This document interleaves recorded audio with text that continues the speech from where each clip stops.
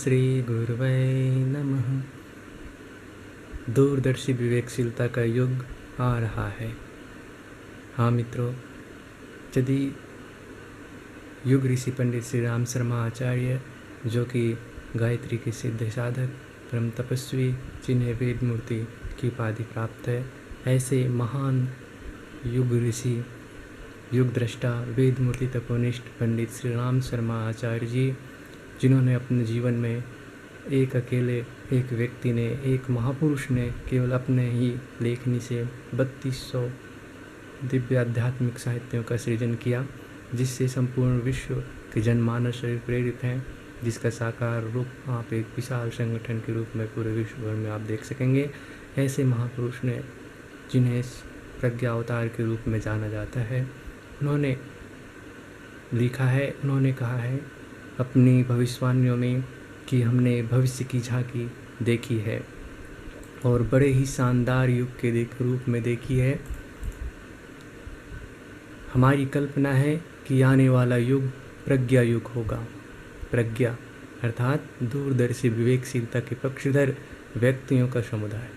मित्रों, यह प्रज्ञा का बहुत ही सीधा, सरल एवं स्पष्ट विश्लेषण, स्पष्ट अर्थ युग ऋषि ने जनमानस के समक्ष रख दिया, जिसके बारे में महर्षि पतंजलि योग सूत्र में कहते हैं कि निर्विचार वैशारद्य अध्यात्म प्रसाद है, अर्थात निर्विचार समाधि के बाद मिलने वाला आध्यात्मिक प्रसाद के रूप में वह है ऋतम्भरा प्रज्ञा। ऋतम्भरा प्रज्ञा अर्थात जो वास्तविक सच्चाई को, वास्तविक सत्य को ज्ञात करा दे, जो संपूर्ण सत्यों को एक क्षण में ज्ञान करा दे, ऐसी ऋतम्भरा प्रज्ञा, जो वास्तविक विवेक बुद्धि हम कह सकते हैं, इससे हमें परम सत्य का सदैव साक्षात्कार होता रहता है। जिस भी चीज़ के बारे में जानना चाहें वह बिल्कुल दर्पण की तरह स्वच्छ दिखाई पड़ता हो, ऐसा प्रज्ञा विवेकशीलता का युग, जिस युग में इस प्रकार के दूरदर्शी विवेकशीलता के से युक्त व्यक्ति के समुदाय होंगे। अभी जो परस्पर आपाधापी, लोभ, मोह, संचय एवं परस्पर बिगलाव की स्थिति, प्रवृत्ति हर जगह नज़र आती है, उसको आने वाले समय में अतीत की कड़वी स्मृति कहा जाता रहेगा। हर व्यक्ति स्वयं में एक आदर्श इकाई होगा एवं हर परिवार उससे मिलकर बना समाज का अवयव। सभी का चिंतन उच्च स्तरीय होगा। कोई अपनी अकेले की बात न सोचकर सारे समूह के हित की बात को प्रधानता देगा। मित्रों, ये कितना बड़ा बदलाव होने जा रहा है, जो यदि आप गौर से देखें तो आज की परिस्थितियों में कहीं ना कहीं ऐसा परिवर्तन की पृष्ठभूमि बनते जरूर दिख जाएगी। आगे युग ऋषि कहते हैं, प्रज्ञा युग में हर व्यक्ति अपने आप को समाज का एक छोटा सा अंग, छोटा सा घटक मानकर चलेगा।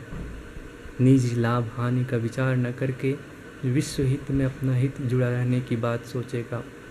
सबकी महत्वाकांक्षाएं एवं गतिविधियां लोक हित पर केंद्रित होगी, न कि संकीर्ण स्वार्थपरता पर। जबकि आज हर मनुष्य अपनी स्वार्थपरता के लिए भागता हुआ दिखाई देता है, परंतु मित्रों, बहुत जल्द ही यह गति, यह दिशा मुड़ने वाली है, जिसके बारे में अगले लाइनों में युग ऋषि स्पष्ट करते हैं कि सबकी महत्वाकांक्षाएं गतिविधियां लोक हित पर केंद्रित होगी। अहंता को परब्रह्म में समर्पित कर आध्यात्मिक जीवन मुक्ति का लक्ष्य अगले दिनों इस प्रकार क्रियान्वित होगा कि किसी को अपनी चिंता में डूबे रहने की आवश्यकता, अपनी चिंता में डूबे रहने की, ना तो अपनी ही इच्छा पूर्ति करने की, परिवारजनों की प्रगति, ना तो आवश्यकता अनुभव होगी और ना ही चेष्टा चलेगी, क्योंकि उनकी अंतःकरण की उदारता इतनी विशाल हो चुकी होगी कि वह संकीर्ण स्वार्थपरता से ऊपर उठकर वास्तविक सच्चाई को समझ पाएंगे। मित्रों, वास्तव में हम सभी एक समाज का अभिन्न अंग है। जब मनुष्य में वह विवेकशीलता का जागरण होगा, तब उन्हें संपूर्ण परिवार, संपूर्ण समाज, संपूर्ण राष्ट्र एक परिवार के रूप में दृष्टिगोचर होंगे। फिर वो अकेले अपनी सुख के लिए दूसरों को कष्ट देकर ऐसा उपभोग नहीं करना चाहेंगे।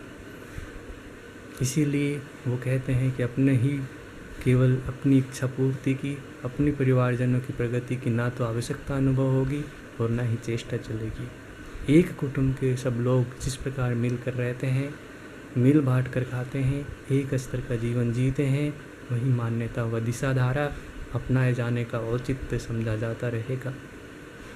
मित्रों, आप देख सकते हैं योग युक्त जीवन जो आदर्श सिखाता है समता, ममता, शुचिता, एकता, समत्वम योग उच्यते, जो गीता में भगवान श्री कृष्ण योग की सीधी सरल परिभाषा और लक्षण बताते हैं, वैसा ही स्वभाव आने वाले युग के लिए पृष्ठभूमि बनने के रूप में अब से घटित होने की भविष्यवाणी युग ऋषि पंडित श्री राम शर्माचार्य जी करते हैं।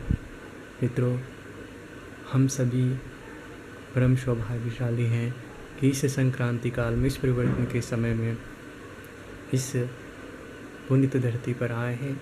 हम सबका भी कर्तव्य है कि बदलाव के इस क्षण में, परिवर्तन के इस क्षण में, इस प्रज्ञा युग के अवतरण में अपनी भागीदारी सुनिश्चित करें, योग को अपने जीवन में स्थान दें और उस समता, ममता, शुचिता, एकता की ओर आगे बढ़ने में अधिक से अधिक दूरदर्शी विवेकशीलता के अनुरूप अपने अंदर विवेक बुद्धि को धारण करें।